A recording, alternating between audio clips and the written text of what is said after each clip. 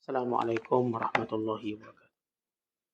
Alhamdulillah rabbil alamin wa bihi nasta'in ala umuri dunya waddin wa ala alihi wa sahbihi wa man sara ala nahjihi wastanna bisunnatihi wa ihtada bihadihi ila yaumiddin amma ba'du.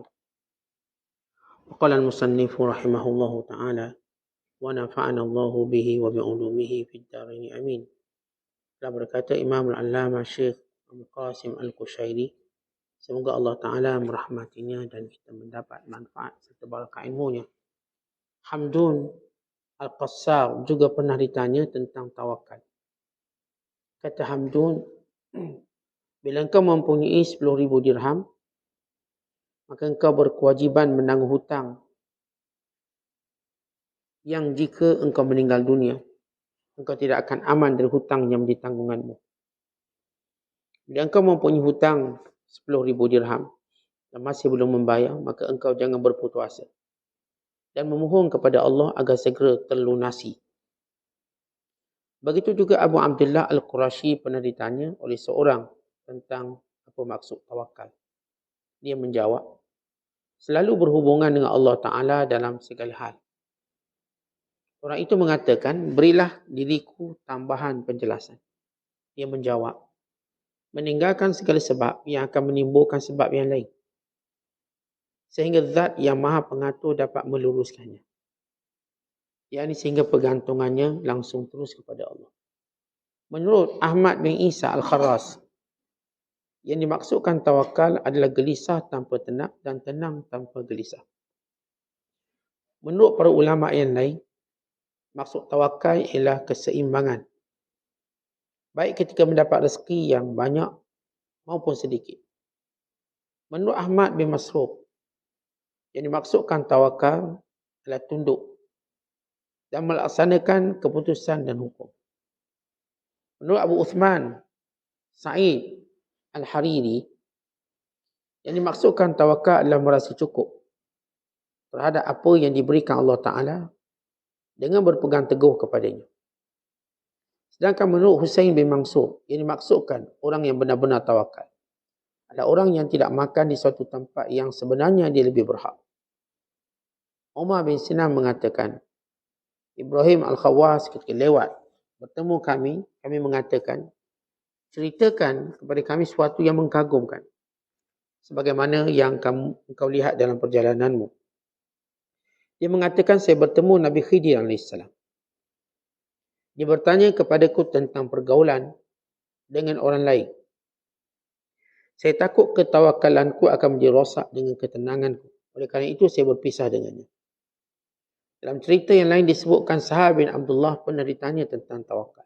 Dia menjawab, hati yang hidup dan selalu bersama Allah Ta'ala tanpa kebergantungan. Saya mendengar Ustaz Abu Ali Daqqaq mengatakan, penyerahan diri pada Allah ada 3 tingkat. Yang pertama namanya tawakal. Yang kedua taslim. Yang ketiga tafwid. Orang tawakal adalah orang yang merasa tenang dengan janji Allah. Orang yang taslim adalah merasa cukup dengan ilmu Allah. Sedangkan orang yang tafwid adalah yang rela dengan hukum. Oleh kerana itu tawakal adalah permulaan, taslim adalah pertengahan, tafwid adalah akhir. Ustaz Abu Ali Daqqaq juga pernah ditanya tentang makna tawakal. Dia menjawab, makan tanpa tamak. Yahya bin Mu'az mengatakan, pakaian bulu domba ibarat kedai. Perbicaraan tentang zuhud ibarat perusahaan. Kedatangan kafilah ibarat sesuatu yang nampak. Semua saling bergantungan. Dalam satu cerita, seorang lelaki datang kepada Abu Bakar Ash-Shibli. Dia mengeluh kerana terlalu banyak keluarga. Shibli mengatakan, pulanglah ke rumahmu. Barang siapa yang rezekinya tidak diserahkan kepada Allah Ta'ala, maka singkirkan dia darimu. Sahabat bin Abdullah mengatakan, barang siapa mencela gerakan ibadat, maka dia mencela sunnah. Barang siapa yang mencela tawakal, maka dia mencela iman. Muslimin dan muslimat yang dirahmati Allah sekalian. Masih lagi bicara kita tentang makna, hakikat dan penterjemahan tawakal dalam kehidupan. Kita mengetahui bahawa tawakal ialah kita melihat kelemahan diri kita. Kita melihat keberkuasaan Allah SWT dan semua hal dan keadaan. Dan kita melihat bahawa kita mesti menerima setiap yang Allah Ta'ala tentukan. Dan kita mesti meyakini bahawa apa yang Allah tentukan itu baik dan bagus untuk kita. Maka ini jiwa tawakal.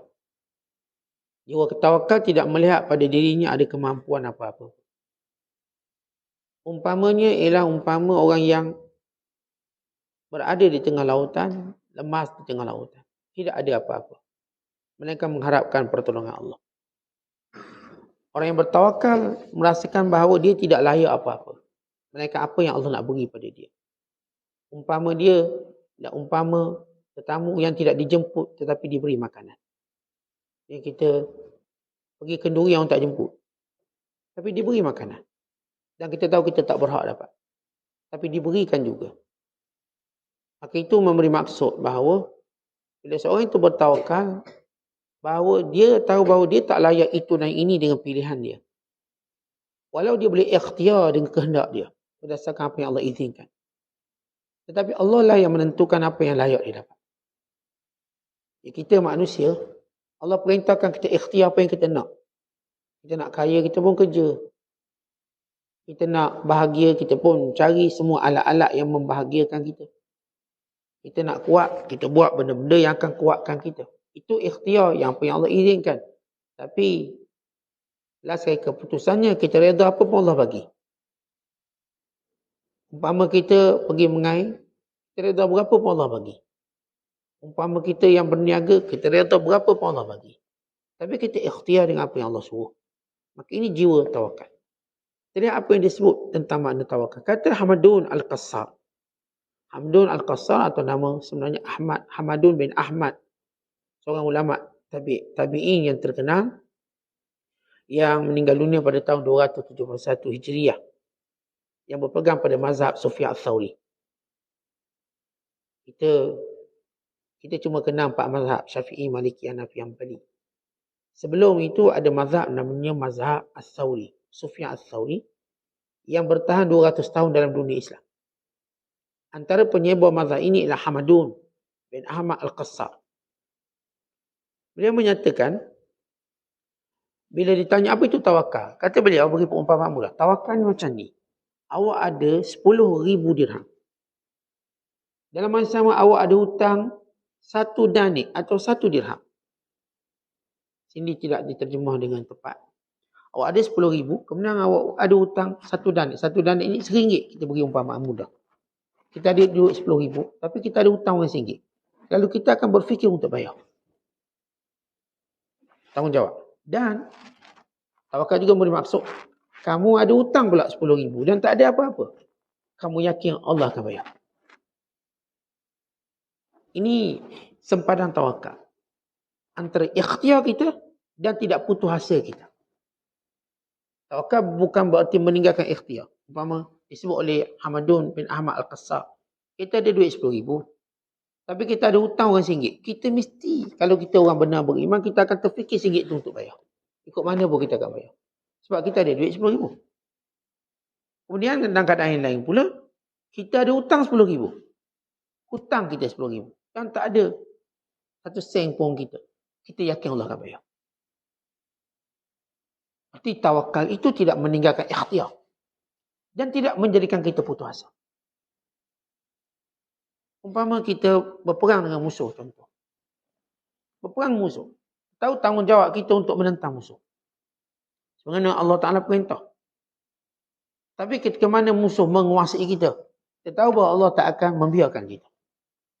Bagaimana tuan-tuan tengok apa yang berlaku di Palestin pada hari yang keempat atau kelima hari ini.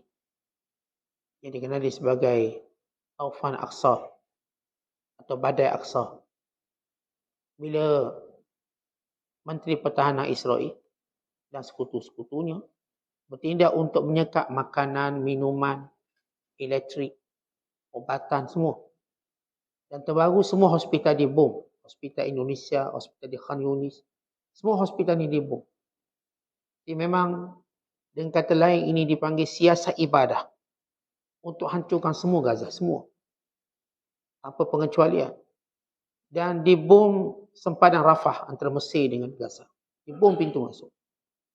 Dan lori-lori yang hantar bantuan daripada Mesir diperintahkan berpatah balik. Tak ada bantuan. Satu dunia tak akan dibenarkan beri bantuan. Ketika Israel dapat semua bantuan, mereka hantar bantuan. Jerman, siang negara Eropah hantar bantuan. Manakala orang Islam dinafikan semua bantuan. Tak ada hak untuk hidup. Kamu semua kena mati. Dan di sinilah umat Islam faham makna tawakal. Faham makna tawakal. Ketika manusia memutuskan segala bantuan, namun mereka lupa, pemilik semua bantuan itu Allah. Mereka lupa bahawa yang memberi makan dan beri minum itu Allah. Dan mereka juga Yahudi lupa sejarah mereka. Ketika mana Fir'aun melaporkan mereka, menindas mereka, dan di bumi Mesir. Dan sejarah itu dekat dengan mereka. Allah tetap memelihara mereka. Mereka dizalimi. Dan Fir'aun yang zalim akhirnya hancur dengan segala kekuatan yang dia ada. Benda yang sama yang Allah tunjuk balik. Kerana umat Islam ini umat yang jauh lebih terpilih daripada Bani Israel. Ketika mana Israel mengamalkan politik Fir'aun, bukan lebih teruk pada Fir'aun. Kerana Fir'aun masih memberi sedikit makanan pada Bani Israel. Ini tak nak terus. Tak ada makanan, takkan ada air, takkan ada elektrik, takkan ada kesihatan, obat-obat, tak ada. Semua tak ada. Mereka akan bom semua dalam tempoh ini. Yang dijangkakan berlanjutan sehingga 10 hari. Dalam jangkaan beberapa pemerhati politik antarabangsa. Tempoh 10 hari. Jadi di sini tawakal itu sungguh. Tawakal amat sungguh. Dan saudara kita di Palestin jauh lebih memahami makna tawakal ketika ini. Kita membacanya seterturi. Walau sebahagiannya kita lalui dalam kehidupan kita. Namun tidak setinggi saudara kita di Palestin. Nilai tawakal mereka ketika mana berperang dengan suatu kuasa besar yang didokong oleh semua kuasa besar. Ketika mana dia kuasa yang terlalu kecil yang dipisahkan atau yang ditakuti oleh semua orang Islam untuk tolong dia. Ada seorang pun kita dengar orang Islam kata, kita akan tolong. Tak ada. Semua dia. Semua paling garang pun sebut menyatakan bahawa konflik ini biar berakhir dengan aman. Itu paling garang ayat. Ketika mana ayat orang kafir, kita akan serang. Kita akan bantu. Bila pihak berkuasa mengharuskan BBC supaya bila menyebut dalam pembacaan berita mereka tentang Hamas, sebut terus pengganas. Jangan sebut pejuang. Pengganas terus. Pengganas Hamas. Guna perkataan teroris. Di berita-berita di Eropah. Tentang ini dikatakan bila umat Islam Allah Ta'ala ajar tentang makna tawakal supaya mereka keluar sebagai umat yang paling kuat. Dan umat yang paling berani. Apa tidaknya seorang diri berlawan dengan semua kuasa besar. Ini kita katakan ketidakseimbangan dalam perlawanan. Tapi demikian Allah tunjukkan kemenangan moral. Kemenangan spiritual. Kemenangan kekuatan sebenar. Kalau seorang itu diberikan sedikit akal, walau tak banyak, sedikit akal, mereka akan dapati bagaimana Islam ini kuat. Kuat. Kenapa? Ini semua kuasa besar bergabung untuk lawan satu namanya kelompok yang nak jaga tanah air mereka. Dan ingin menjaga Baitul Maqdis. Satu kelompok yang cukup kecil. Yang penduduk Gaza sekitar 2 juta orang. Sekitar 2 juta orang. Ini satu dunia datang untuk bantai, hancurkan.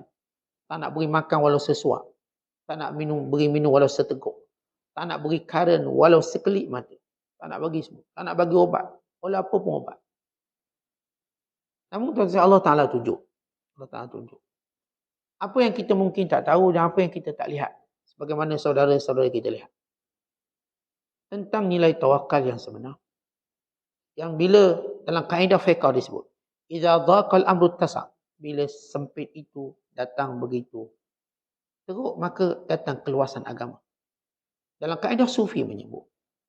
Bila manusia berada dalam keadaan kesempitan yang tiada hubungan dengan makhluk, maka ketika itu datang keajaiban pertolongan Allah. Tentang Bani Israel mungkin lupa. Waktu mereka tersesat di padang Tih selama 40 tahun.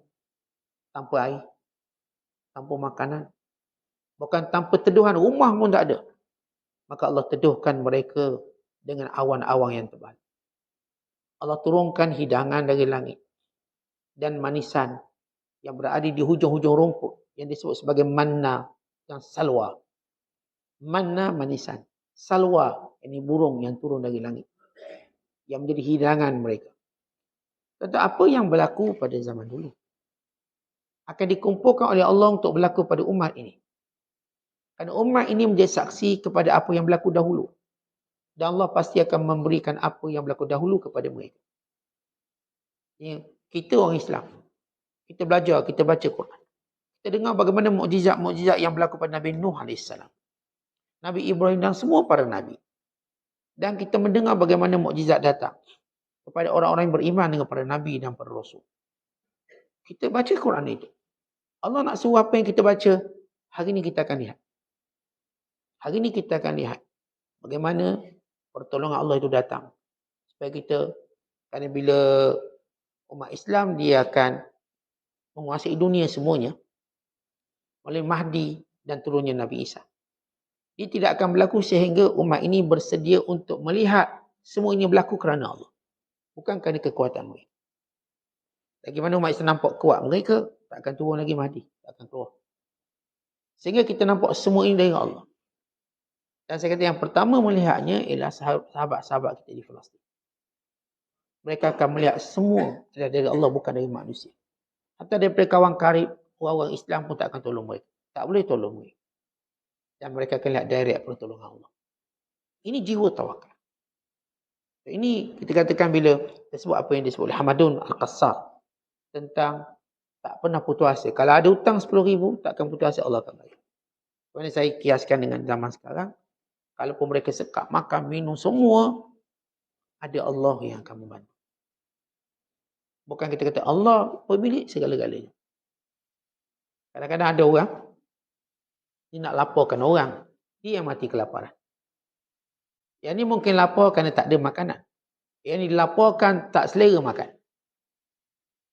Apakah tuan-tuan tengok perbezaannya? Orang dia lapor sebab tak ada makanan. Seorang yang lapor ni sebab dia tak boleh makan. Dia tak mampu makan. Ini berlaku waktu Fir'aun menzalimi Bani Israel untuk tidak mau memberi minum. Tak nak bagi minum. Ini sungai Nil kami punya, kata Fir'aun. Aku punya. Tak nak bagi pada Bani Israel. Apa jadi? Waktu mereka nak minum sungai Nil, air itu berubah menjadi darah merah. Dan mereka tak boleh minum. Mereka terpaksa beri air itu pada Bani Israel. Bila sampai di tangan Bani Israel, air itu kembali warnanya warna air.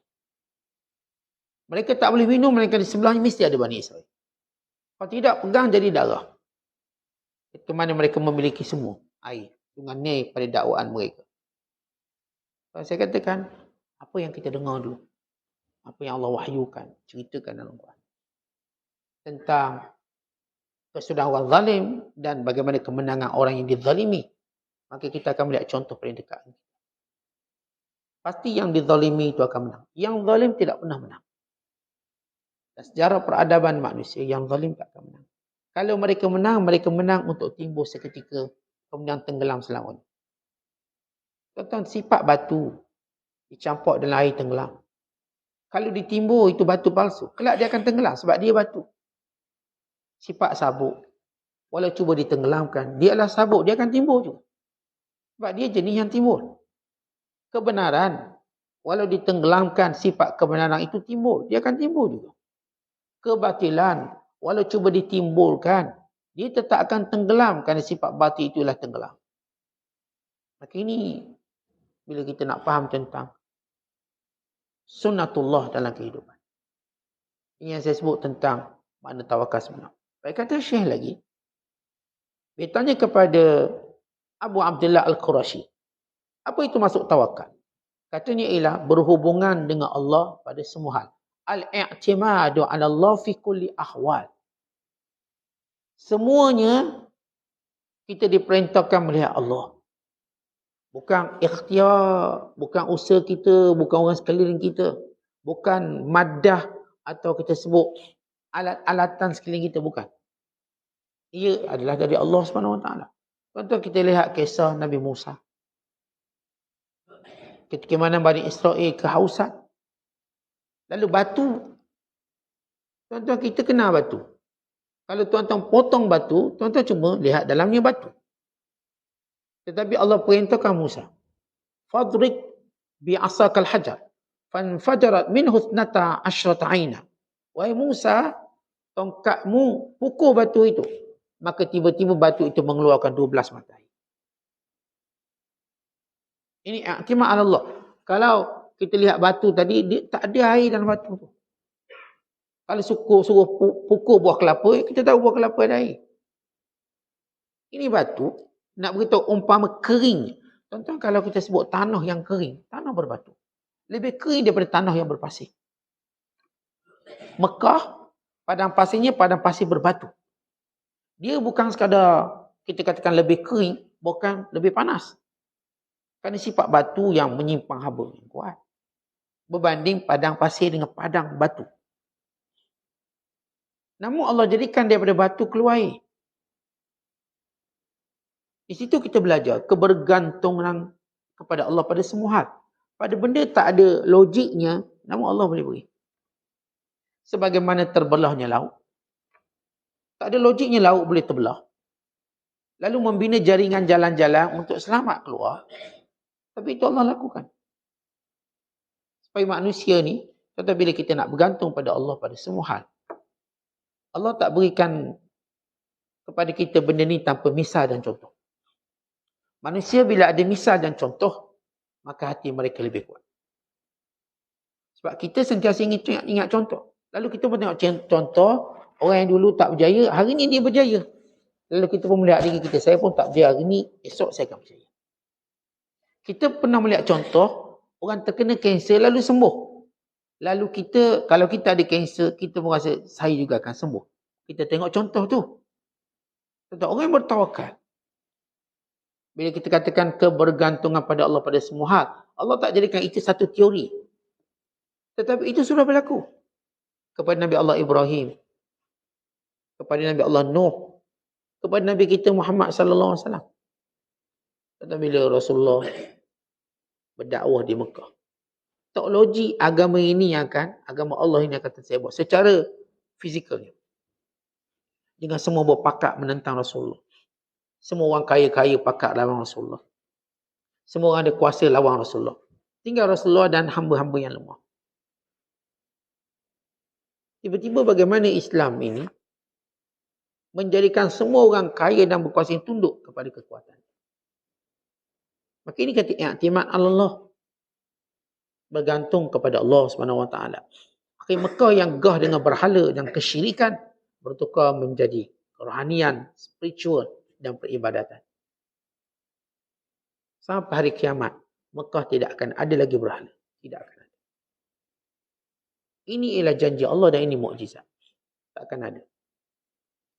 Dan ini untuk menunjukkan bagaimana kebergantungan kepada Allah itulah yang memberikan segala kemuliaan. Nanti kita kena bergantung pada Allah. Jangan kita tengok, oh saya ni gagah, oh saya ada CJ, saya cerdik, saya kenal kabel. Lalu kita rasa dengan aturan ini, lalu mudahlah kehidupan kita. Tidak semudah itu. Ada orang yang ada aturan itu, hidupnya makin susah. Sebab itu yang menjadikan hidup kita punya aturan yang baik ialah tawakal pada Allah. Sebab itu bila kita lihat, para ulama menghimpunkan faedah tawakal ini pada 9 kelebihan. Kenapa kita nak tahu 9 fawaid ini? Kerana susunan tawakal yang benar, pergantungan benar pada Allah, dia akan menghasilkan 9 perkara ini. Yang pertama, keluasan rezeki. Sa'atul rezeki. Siapa pun yang meletakkan tawakalnya pada Allah, dia akan nampak bagaimana keluasan rezeki. Tuan-tuan, keluasan rezeki bermula daripada kelapangan hati dalam menerima apa pun takdir Allah. Maka bermula tapak keluasan rezeki. Dan ini disebut oleh Allah Ta'ala dalam Al-Quran. Bila Allah Ta'ala menyatakan, wa may yatawakkal 'ala Allah fahuwa hasbuh. Innallaha balighu amrih. Qad ja'ala Allahu likulli syai'in qadra. Kata Allah, siapa yang benar-benar berserah diri kepada Allah, fahuwa hasbuh. Allah akan cukupkan dia. Hasbuh. Sampai dia kata tak nak dah, tak nak. Umpama tuan-tuan makan nasi. Makan orang kata tambah lagi. Tak nak dah. Tambah lagi. Tak nak. Tak nak sungguh. Sampai peringkat rezeki ni kita tak nak. Saya dah tak nak tapi datang lagi. Kita rasa dah banyak. Datang lagi. Sampai kita kata hasbuh. Hasbuh cukup. Itu orang yang bertawakal. Rezekinya akan datang sampai dia akan kata cukup. Tak nak lagi. Saya bagi satu pamang tadi. Macam tuan-tuan makan. Belum lapar ni. Belum. Dia ingat sepuyuk habis. Kita pun makan. Orang kata tambah lagi. Kita pun tambah. Awak tak suruh tambah. Saya tambah. Orang kata jangan malu-malu. Tak payah sebut malu-malu. Memang saya tak malu hari ni. Makan. Lama-kelamaan kita rasa cukup. Tambah lagi. Dah. Dah tak nak.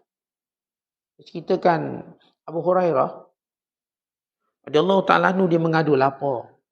Lapar sangat-sangat. Dia kata laparnya. Macam mana cara nak hilang lapar? Abu Hurairah waktu itu miskin dan duduk di masjid Nabi. Dipanggil Ahlus Suffah. Lalu kata Abu Hurairah, baik aku akan keluar, aku akan tanya soalan. Mudah-mudahan bila aku tanya soalan, orang yang ditanya akan kata, akan pelawa ke rumah dan dapat makan sikit. Elah. Maka dia pun berdiri kat tengah jalan. Nampak Abu Bakar sedih. Ya Abu Bakrin, Ruwaidak, Al-Mahd.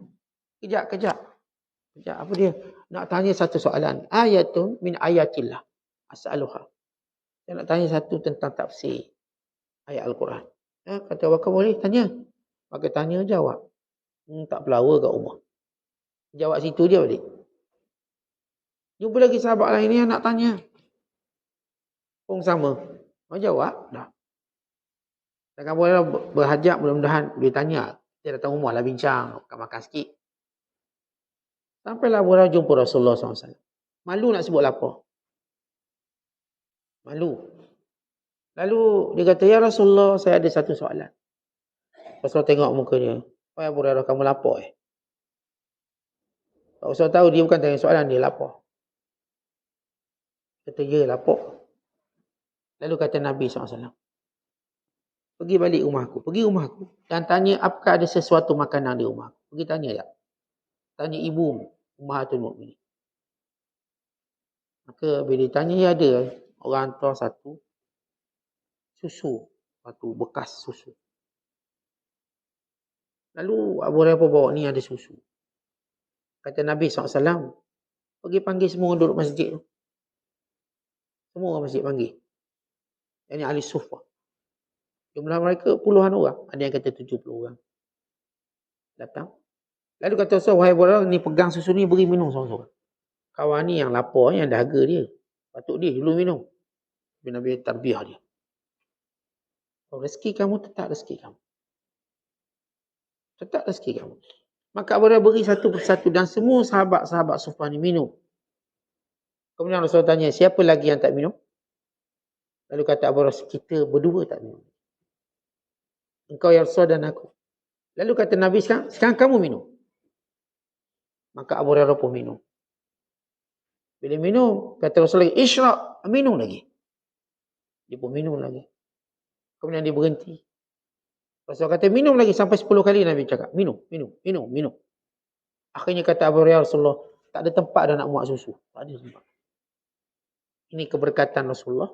Susu tu jadi banyak. Dan ini benar tawakal Abu Hurairah. Akhirnya dia kata, tak nak. Walhal dia keluar dalam keadaan lapar dan dahaga. Hari ini dia kata, cukup, tak nak. Tak ada tempat nak letak. Tuan-tuan, bila seorang benar tawakal. Sampai datang rezeki dia kata cukup. Tak ada tempat nak letak. Duit bank dah penuh. Stok dah penuh. Tak ada tempat nak letak. Poket pun dah penuh letak duit ni. Cukup. Hasbuh. Tetapi ini dia faedah bila seorang bertawakal. Kan itu kita nak i'timad ala Allah. Bergantung pada Allah dalam semua hal. Sebab Allah akan atur. Pengaturan Allah itu pengaturan yang menyempurnakan hidup. Ada manusia nak atur diri dia sendiri. Dengan kekuatan dan kebijaksanaan yang dia rasakan dia bijak. Kita akan dapat kesudahan yang baik. Tetapi bila kita nak husnul khatimah, kesudahan yang baik. Maka biar aturan itu datang daripada tawakal kita pada Allah. Serah pada Allah. Saya anak-anak saya kerja apa, tak kahwin siapa, saya pun tak tahu. Macam mana masa depan? Saya tawakal pada Allah. Maka apa yang saya lakukan ialah apa yang Allah perintahkan pada saya. Kan kita dah sebut semalam, dan sebelum ini, tawakal itu bukan kita goyang kaki, tak buat apa-apa. Tawakal maknanya kita buat apa yang Allah perintahkan dan meninggalkan apa yang Allah larang. Yang Allah perintahkan dalam bab rezeki, keluar bekerja. Maka itu saya buat. Jangan ambil yang haram, jangan ambil yang syubhat, jangan tipu orang. Maka itu saya lakukan. Ini jiwa tawakal. Maka Allah susut. Yang kedua kata ulama, bila seorang itu benar dalam tawakalnya, pergantungannya pada Allah, Allah akan bayar segala hutangnya. Qada'ud dain. Tuan-tuan, di antara beban manusia satu dunia ialah hutang. Tuan-tuan tanya siapa tak ada hutang. Kalau dia kata saya tak ada hutang, sebelum tu dia ada hutang. Dan akan datang dia pun belum tahu, mungkin dia berhutang. Sekarang mungkin dia jawab saya tak ada hutang. Mungkin. Tuan-tuan carilah manusia yang tak ada hutang. Kalau Nabi SAW pun ada hutang. Nabi pun berhutang. Dan ada hutang. Tapi apa bezanya hutang yang Rasulullah SAW lalui dalam kehidupan baginda? Si Nabi pernah berkata, kalau hartaku sebanyak gunung Uhud, saya aku belanjakan semua, melainkan yang aku simpan untuk bayar hutang. Kalau aku simpan untuk bayar hutang. Baik. Manusia, kalau kita tengok tuan-tuan, tak ada orang tak berhutang. Kalau hari ni kata, saya tak hutang. Dulu dia ada hutang. Ya, dulu saya ada hutang. Dan kita kata, akan datang pun kamu tak tahu, mungkin kamu berhutang. Malah sekarang tak hutang, duit KDSP banyak. Kita pun dah pencen, saya dapat duit KDSP, saya dah settle rumah, settle kereta. Semua saya dah settle, Sat. Dah sekarang simpan duit. Tak nak hutang-hutang lagi, duit banyak ni. Tuan-tuan mungkin kata tak berhutang lagi. Hari ni, tuan-tuan tak tahu esok. Esok mungkin berhutang. Mungkin. Ataupun kita mungkin jadi penjamin orang hutang. Anak kita belajar, ambil PTPTN, dah kita jadi penjamin. Maksudnya kita dalam keadaan subjek berhutang.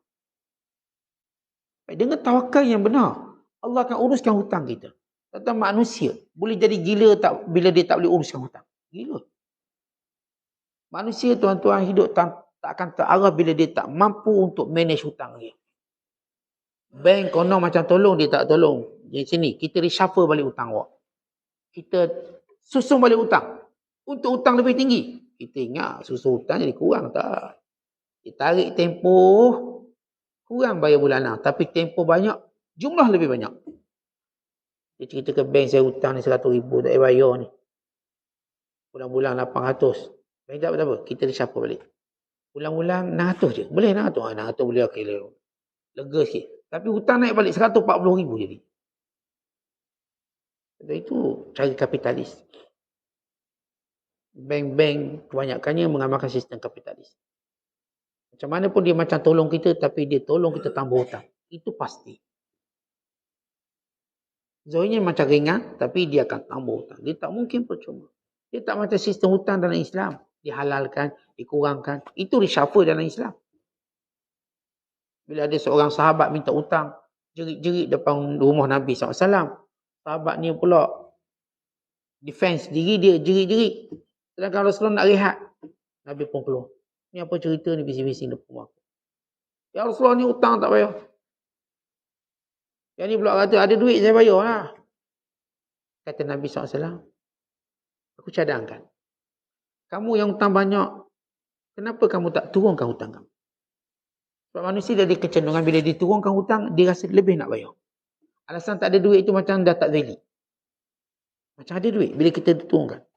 Dan kamu pula, apa kata kamu bayar segera sebab dia dah kurang kan? Kamu bayar segera. Akan selesai. Yang ni kita baiklah. Hutang 100 kan, turunlah 80. Yang ni pun tengok 80, ambil kesempatan. Baik, saya bayar segera. Itu cara reshuffle hutang dalam Islam. Bank-bank patut belajar sistem ni. Ya, tapi nak untung kat mana tak? Masalahnya mereka terlalu fikir untung cara kepala otak.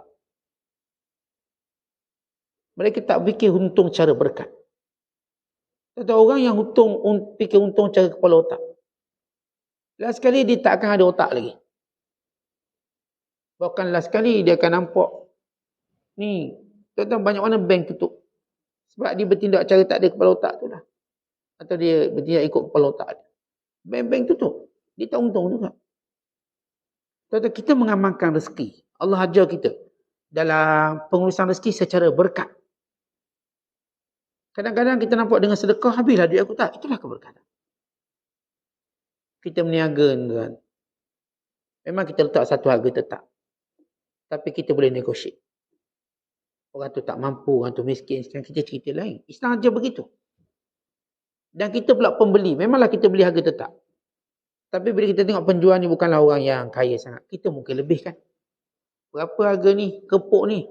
Ambillah 3.10. Tak apalah, saya bayar 30. Ini pembeli yang baik. Dia tahu harga dia memanglah 3.10. Tapi dia tengok siang dia. Tapi saya beli RM30 untuk 3. Sama juga penjual. Waktu dia jual barang berapa ni pakcik harga ni, payung ni RM10. Tengok kawan ni ada duit RM8 tak apa, ambil RM5 je. RM5.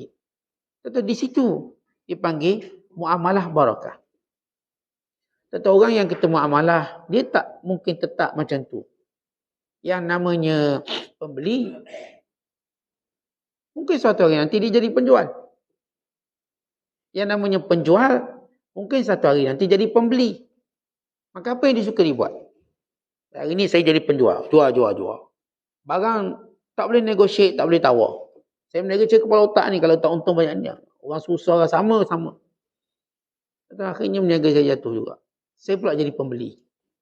Waktu saya membeli, saya berfikir kenapa tak bagi murah sikit, kurang sikit. Yang saya tak pernah fikir waktu jadi penjual.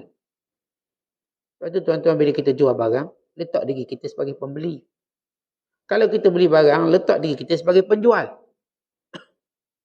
Maka datang keseimbangan keberkatan. Saya pembeli. Agak-agak kalau saya jadi penjual, mesti saya nak untung banyak. Saya penjual. Agak-agak kalau saya jadi pembeli, saya pun nak suruh murah banyak. Datang ada perasaan itu. Kalau saya sebut tadi, kalau saya penjual, di hadapan saya orang yang tak punya kemampuan. Dia datang kedai saya, misalnya. Okey, order. Soto 2 pinggang. Misalnya, soto. Saya tengok anak beranak dia 10 kan. Tak mungkin dia boleh makan cukup. Sebab dia bajet banyak tu je. Tapi ni 2 pinggang, 2 mangkuk lagi ni hadiah ni. Hari ni sebab hari jadi saya, kata penjual. Hari jadi saya hadiah 2 mangkuk. Akhirnya anak dia cukup makan. Sebab dia tahu kemampuan ni. Bila dia buat demikian tuan-tuan, dia telah mencipta ukhuwah, kasih sayang. Di situ bermula keberkatan rezeki dia. Bijak. Orang ni orang bijak. Tapi orang bodoh tak kira dah. Tahu tak ada duit, jangan makan kedai. Dia kata. Yang kali beli sendiri buat soto kat rumah. Ayat-ayat itu ayat kejatuhan kita. Tapi bila kita bercakap bahasa-bahasa sombong, dia macam kita pangkas kaki kita sendiri. Akhir asalnya kita tegak berdiri, akhir kita terduduk kehinaan. Jangan sebut ayat-ayat yang menjatuhkan kita sendiri. Kadang-kadang kita lupa yang jatuhkan kita sendiri ayat kita. Ayat kita jatuhkan kita. Kita gunakan ayat yang akan naikkan kita. Ayat tawadhu', ayat kasih sayang, ayat pemaaf. Ini semua ayat yang menaikkan kita sampai ke langit. Jangan guna ayat yang akan menjatuhkan kita sampai ke lubang kubur. Ayat sombong, ayat permusuhan, ayat kebencian. Ayat tak ada timbang rasa. Ini ayat-ayat yang jatuhkan kita. Ini seperti racun atau seperti yang namakan sebagai pembunuh senyap pada diri kita. Atau kita takut pada orang bunuh kita. Orang yang buat ikhtiar ataupun assassinate kita. Tapi sebenarnya pembunuh kita ialah kalimah kita. Yang membunuh kita secara senyap ialah perkataan kita. Pembunuh senyap. Yang kalau dulu kita yakin, hari ni kita tak yakin. Kenapa kita tak yakin? Apa yang membunuh keyakinan? Kerana perkataan kita. Kalau dulu kita semangat, hari ni tak semangat. Apa yang membunuh semangat ini? Perkataan kita. Mungkin dulu kita cakap sombong. Saya. Tengok saya. Tiap-tiap hari boleh kuliah sebut. Wah, tak macam orang tu. Kalau perkataan sombong kita akhirnya, tiap-tiap hari pula kita tak datang kuliah subuh. Kita balik. Lepas tu jangan guna perkataan yang mematikan kita. Bila Allah sebut dalam Quran, ma yalfidhu min qawlin illa ladaihi raqibun atid. Tidak ada perkataan, satu perkataan yang dilafazkan melainkan raqib atid tulis. Contoh kalau kita tahu, siap perkataan kita diaudit. Ditulis oleh malaikat, raqib atid. Kita akan perhatikan siap perkataan yang keluar. Berarti ini kalau saya cakap ni ada makna sombong tak? Ni kalau saya cakap ni ada makna berlawan dengan syarak atau tidak? Oh, kalau tak ada, alhamdulillah. Kita memang ada. Kadang-kadang perkataan kita mengandungi derhaka pada mak ayah. Kita tak sedar. Kadang-kadang perkataan kita mengandungi derhaka pada suami kita. Kita pun tak sedar. Tapi itu yang jatuhkan kita. Kadang-kadang perkataan kita tadi menampakkan sombong kita. Walaupun mungkin tak selevel Fir'aun, dah macam anak beranak Fir'aun dah bunyi dia. Akhirnya kita pun akan tenggelam. Sebagaimana Fir'aun tenggelam. Ya, Fir'aun mungkin tenggelam dalam laut merah. Tentang kita mungkin tenggelam dalam kerakusan, ketamakan kita sehingga kita binasa. Ini yang kita sebut sebagai, bila benar aturan tawakal kita pada Allah, hutang tu Allah bayar. Qada'udain, hutang tak akan menggelisahkan kita. Hutang tak akan menjadikan kita hilang upaya bekerja. Sebab bila tuan-tuan tahu, bila berhutang kita akan sedih, lemah semangat, tak banyak. Kerja pun tak semangat. Tapi tak. Bila kita tawakal pada urusan hutang kita pada Allah. Tuan-tuan hutang banyak mana pun tak ada masalah. Macam kita sebut kata-kata Hamadun Qasar. Kamu hutang banyak. Kamu tak berputus asa, kamu yakin Allah bayar. Jadi kaedahnya mudah. Kalau tuan-tuan nak suruh hutang Tuhan bayar macam mana? Bila kita berhutang je, mesti kita ada niat nak bayar, maka Allah akan bayar. Jangan berhutang jadi niat nak tipu. Tuan-tuan hutang siapa pun, ngebank ke dengan orang tu orang ni. Dengan mak ayah ke. Tuan-tuan mesti ada niat yang kuat untuk bayar. Nabi SAW bersabda, Man akhadha amwalan nas yuridu ada'aha addallahu an.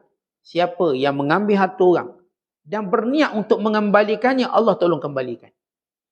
Kata hutang ni, kita ambil harta orang. Tu harta orang, tuan-tuan hutang. 1,000 ke 10,000. Yang jadi penyakitnya bila nak bayar, kita rasa macam harta kita. Ni macam duit saya, kenapa nak bayar ke dia? Tak, itu memang duit dia, pula duit awak.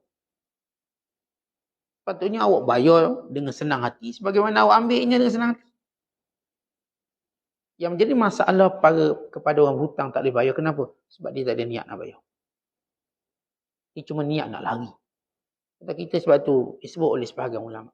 Kita kalau nak tengok kawan kita baik tak baik, uji dia dengan hutang. Bila dia bayar dan bila tuan-tuan beri dia hutang, maka dalam kepala serabut fikir bila nak bayar, kita tahu bahawa dia orang amat baik. Tapi dia dalam kepala biasa je. Dia pun buat macam tak ingat. Datang kita pun sembang kari, buat tak ingat sembang hutang. Kita tahu dia bukan kawan. Betul ada ulama kata saya bersyukur. Kerana saya rugi sikit, tak rugi banyak. Kenapa? Sebab saya dah beri dia hutang, saya nampak dia tak bayar. Ia menyelamatkan saya lebih banyak kejahatan lain. Senang kita beri dia, ni ambil hutang ni RM100. Tak nak hutang? Tak, ambil hutang. Kita boleh bagi saja, saya nak bagi hutang. Ambil hutang, nanti awak esok-esok bayar lah. Okey. Tuan-tuan tengok, petang dah bayar, datang rumah dah hutang. Sebab dia tak boleh fikir, saya ada hutang, saya kena bayar. Maka itu syarat. Tuan-tuan nak hutang lah juta, hutang banyak mana. Tapi tuan-tuan ada niat nak bayar. Walau tuan-tuan hutang Yahudi. Kita bukan kira siapa hutang. Yang penting dia hutang dan saya mesti bayar. Kerana saya katakan hutang ni harta orang. Kata kita. Tuan-tuan pinjam penyapu sebelah rumah. Pinjam penyapu tahun depan baru pulangkan balik. Oh, ini orang ni masalah otak. Tuan-tuan bila kita pinjam je, kita mesti fikir selesai saya akan pulangkan secepat mungkin. Ini tak, semua benda kita pinjam, bila kita nak pindah rumah baru pulangkan. 4 tahun, 5 tahun. Oh, baru teringat, ni macam penyapu jiran sebelah. 4 tahun dah. Tu jiran sebelah berdendang 4 tahun kita tanpa sedar. Tuan-tuan bila pinjam, dan kepala kita kena fikir, macam mana saya nak pulangkan balik. Secepat mungkin. Wak Imam ikut perjanjian yang disebut, okey awak bulan depan. Saya rasakan orang jujur tuan-tuan, dia takkan tunggu bulan depan. Sebab saja dia ada duit, dia akan bayarkan. Tak ada dia kata, duit dah ada ni, tapi tak apalah, janjikan bulan depan. Dia tak akan tunggu. Dia akan terus bayar. Jadi bila benar tawakal, Allah bayar hutang. Yang ketiga, bila benar tawakal kita, Allah pelihara kita daripada syaitan. Dan segala was-wasnya. Sebagaimana Allah Ta'ala sebut dalam Quran. Pemilihan Allah Ta'ala pada orang beriman yang bertawakal pada Allah. Bagaimana disebut dalam hadis Nabi SAW. Kata syaitan makhluk yang kita tak sedar kewujudannya kerana akal dan nafsu kita. Tentang akal dan nafsu kita kena tahu pengaruhnya daripada syaitan. Contoh macam kita tak sedar ni, ada udara sekeliling kita yang penting yang kita bernafas. Bila kita sedar penting udara, bila kita dah nak sakaratul maut, baru tahu penting oksigen tu. Sekarang tuan-tuan rasa tak penting oksigen ni keliling kita. Yang kita boleh bernafas. Secara bebas. Nak bernafas laju, nak bernafas perlahan, nak bernafas berhenti bernafas, berhenti. Boleh. Ni percuma, tak ada orang boleh jual oksigen ni. Tuan-tuan tahu, kita limpahan ni, kita tak sedar itu nikmat. Sama juga syaitan. Mudaratnya kita tak tahu. Allah beritahu. Syaitan ni keliling kita. Keliling kita kanan, kiri, kita depan, dia tak lepaskan kita. Kali dia akan pengaruhi cara kita berfikir dan cara kita membina nafsu kita. Waktu kita berjalan, dia ikut. Kita naik kapal terbang, dia naik kapal terbang. Kita naik kapal, naik bot, dia naik bot. Tuan-tuan tidur, dia pergi kat tidur. Semua tempat. Dia bukan jaga kita, dia nak hancurkan kita. Tapi dengan tawakal kita pada Allah, Allah pelihara kita. Maka syaitan ni tak boleh mudaratkan kita cara berfikir. Lalu kita pun berfikir cara syaitan. Ni kalau aku derma ni susah hati, tak ada duit. Allah pelihara. Dermalah jadi banyak duit. Ya Allah pelihara kita, dia berfikir cara syaitan. Ni kalau aku tolong-tolong orang ni, nyusah masa aku, habis masa aku. Lalu Allah pelihara kita, tolong orang. Inilah kebaikan yang kamu boleh buat. Hidup, beri manfaat. Lalu kita tolong. Ya, syaitan yang merupakan toksik dalam kehidupan orang beriman sebenar. Allah pelihara. Kerana benar tawakal. Yang keempat, kata ulama, dia akan menghilangkan rasa celaka kita pada sesuatu. Yadhab tasya'um. Kalau orang tak tawakal, dia sentiasa rasa inilah punca celaka, inilah punca ni, punca ni, punca ni, punca. Dan kita kata ini semua izin Allah. Tawakal. Kita tak kata semenjak saya duduk rumah ni Ustaz, asyik sakit je. Tak, saya serah pada Allah. Semenjak saya berniaga sini, macam kurang je customer ni. Tepatnya celaka, kata kita. Tak. Kita yakin, belum sampai rezeki dia. Dan sampai rezeki dia, penuh lah. Kita kadang-kadang tasya'um ni tuan-tuan, kita duk fikir celaka pada sesuatu, penyekat kepada apa yang kita sebut kebahagiaan. Kata semenjak keluar anak ni Ustaz, hidup saya jadi susah. Anak ni asyik sakit, hospital, ulang alik hospital. Lain-lain dapat anak semua sihat, segar buka. Yang ni dapat seorang, hospital. Bulan sekali, sampai nak bankrupt saya ni. Kita kata budak celaka ke ni. Tak, rupanya budak ni nak jadi pengaruh hospital. Pergi daripada kecil pergi. Pergi. Dia besar punya pengaruh hospital tu. Dia dah tahu dah. Rezeki dia. Jadi kita kadang-kadang lihat tasya'um pada sesuatu. Pada bacaan kita hari ni. Tapi kalau benar tawakal kita pada Allah, kita tahu Allah nak beri kebaikan. Tak ada seorang budak Cina. Dia accident tu. Kena bahagian kepala dia ni, belakang. Dia pun jadi slow learner. Belajar slow. Dia jadi kuat khayal. Mak ayah tu fikir apa sebab? Rupa-rupanya itu asbab untuk dia menjadi manusia antara paling kuat ingatan dalam dunia. Jadi lepas kena tu, kuat ingatan. Ada seorang hamba Allah, kontraktor. Dia cerita mata dia kelabu-rabung. Dah tua rabung. Dia panjat bangunan ni jatuh. Jatuh kepala dulu. Lepas tu dia hilang dah rabung. Terah mata dia. Sampai umur dia dekat 80 dia tak pakai spek. Tuan-tuan jangan pula terjun lepas ni. Soal rabung saya nak terjun juga. Tahu rabung. Itu mungkin lepas tu tak rabung tapi nampak akhirat je lah lepas tu. Nampak dunia dah. Maksudnya tuan-tuan sekalian, kita jangan letak tasya'um. Allah, aksiden kereta aku ni. Kita celaka hari ni. Kenapa hari celaka hari ni? Aksiden kereta ni. Letak tasya'um.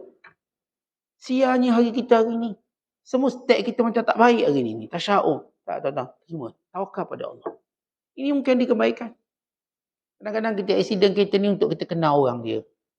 Akhirnya kita bina sesuatu yang baik dengan hubungan orang yang kita. Mungkin kita pun tak tahu. Serah pada Allah. Kenapa Allah takdirkan begitu? Serah pada Allah. Ia baik. Jangan melihat celaka. Hari ni celaka. Orang ni celaka. La tasya'um fil Islam. Tak ada benda celakanya dalam Islam. Semuanya baik. Untuk hikmah. Kalau kita kata marah Ustaz, anak saya ni Ustaz. Kerja ni tak nak, kerja tu tak nak. Budak ni yang benda cara fikir. Semua kerja tak nak ni. Dah keluar universiti. Kita tak keluar universiti, semua kerja kita ambil. Yang anak kita ni selektif sangat. Nak kerja macam mana, kita pun tak tahu. ni tahu orang bagus, tahu tak nak dia. Anak kita pun kata, budak ni apa dia celaka budak ni. Kita serah pada Allah.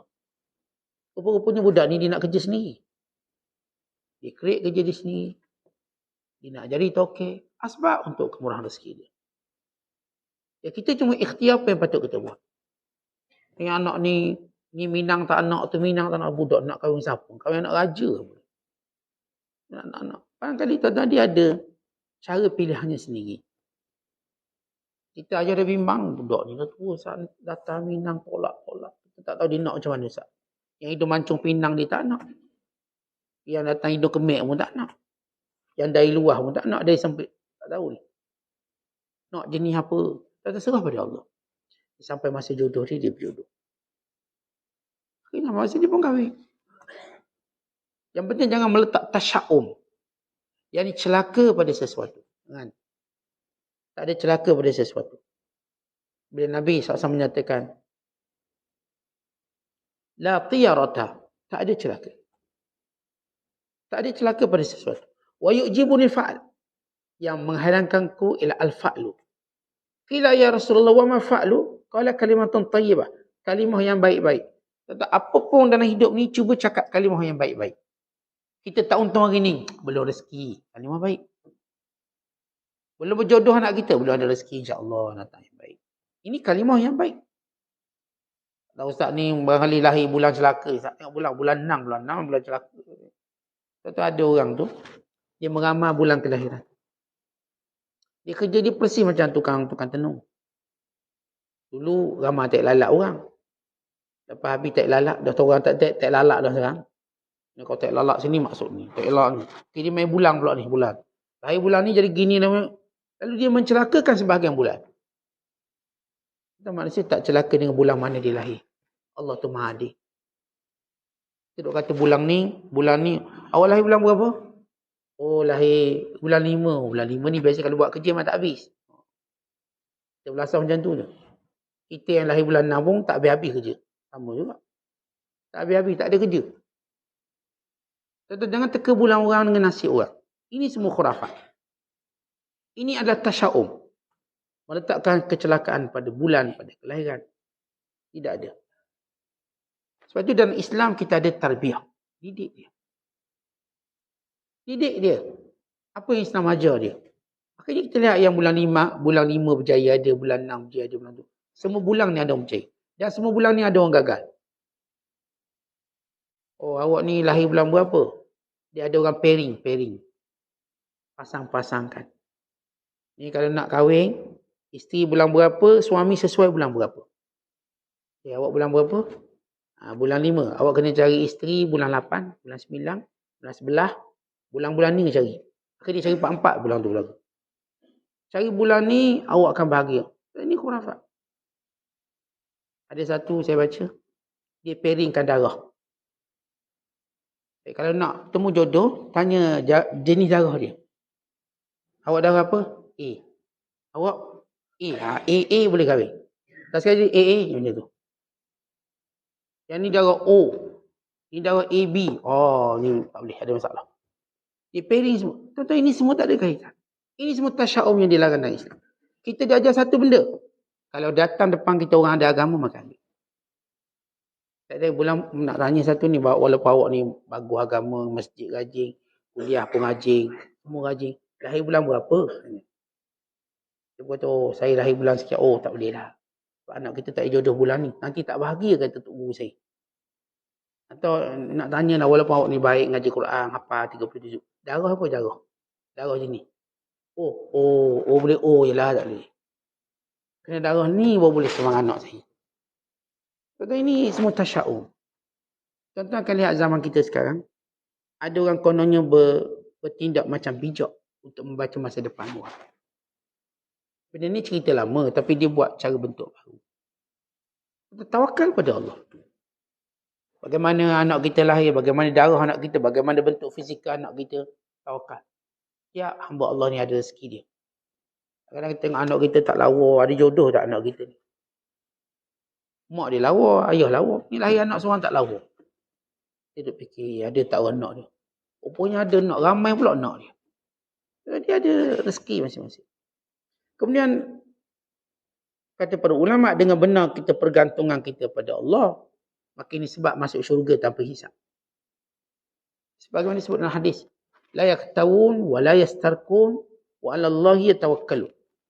Orang-orang yang masuk syurga tanpa hisab, antara watak mereka kepada Allah mereka bertawakal. Ini yang masuk syurga tanpa hisab, antara watak mereka. Dan orang bertawakal pada Allah ini. Yang keenam, inilah dia jalan-jalan orang yang mulia dan bahagia. Orang kuat. Orang tawakal ni orang kuat. Sabilul izzah.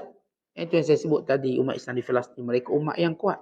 Mereka lawan dengan satu dunia. Contoh, kalau itu berlaku pada orang kafir tak boleh bangun. Tapi berlaku pada orang Islam tak akan jatuh. Yang lawan dengan satu kelompok kecil nama Harakah Mukawamah Islamiyah atau Hamas. Satu kelompok kecil. Yang lawan dengan negara haram Israel yang didukung oleh semua kuasa besar. Saya sebut tadi, kalau orang kafir ada otak sikit, mereka tahu lemahnya Israel. So ini kita tengok macam hebat, gagah. Tapi dia mengadu pada semua kuasa besar untuk tolong dia lawan seorang. Dia macam budak-budak besar, budak-budak jin ni, kena pukul dia budak kecil. Dia panggil semua geng-geng jin tu besar-besar tolong pukul budak ni. Kita tengok budak tu kuat ke geng-geng jin ni kuat?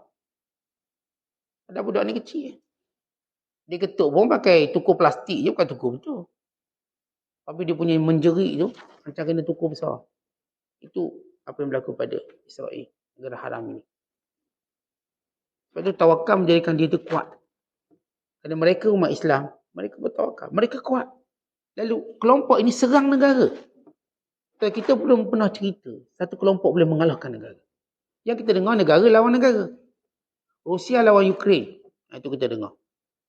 Amerika lawan Vietnam, lawan Afghanistan. Ini kelompok ni kecil lawan dengan negara besar semua yang menimbulkan ketakutan.